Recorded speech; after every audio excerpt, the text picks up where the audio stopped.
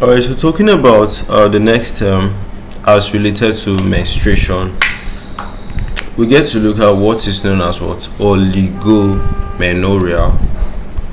All right, oligomenorrhea. So I've looked at amenorrhea. I will look at oligomenorrhea. The next lecture will be looking at what is known as polymenorrhea. So the term oligomenorrhea just refers to what infrequent or irregular menstrual periods. You understand? It's not consistent like you actually is supposed to experience. So it's typically defined as having menstrual cycles longer than 35 days or fewer than 9 to 8 periods per year. So it's not a disease itself, but once you see it in a person, it indicates that there's something wrong. Okay, so common things you can be suspecting that such a person have wrong include things like what? Polycystic ovarian syndrome, that's a PCOS. You can be suspecting thyroid disorders. You can be suspecting that the person has a lot of prolactin levels, extreme physical activity or low body weight. You can be suspecting perimenopause. This is like the person is approaching menopause, so everything is like irregular. You understand?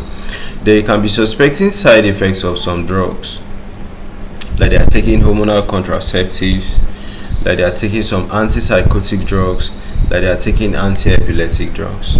Okay, so for the various symptoms to watch out for is the menstrual cycles. They're actually longer than 35 days. All right, then the periods, if you are counting all of it, it's not up to the 12 periods, like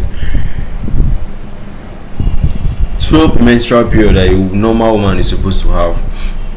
You're having a fewer than 9 periods a year. All right, so possible accompanying symptoms is such a woman is having a lot of pimples. There's a lot of hair growth on her body, that's hirsutism. There's weight gain, weight changes, there's hot flashes. All right, then diagnosis is menstrual cycle tracking. Of course, you're asking her all of that. Blood test, because you want to check for the levels of various hormones you have. Pelvic ultrasound to access ovaries and uterus. MRI or CT scans if you are now suspecting tumors. You understand? So treatment is what? Hormonal therapy, basically just to regulate the cycles. Life changes like weight management and stress reduction. Surgeries for tumors or structural abnormalities. Then fertility treatment if conception is a goal.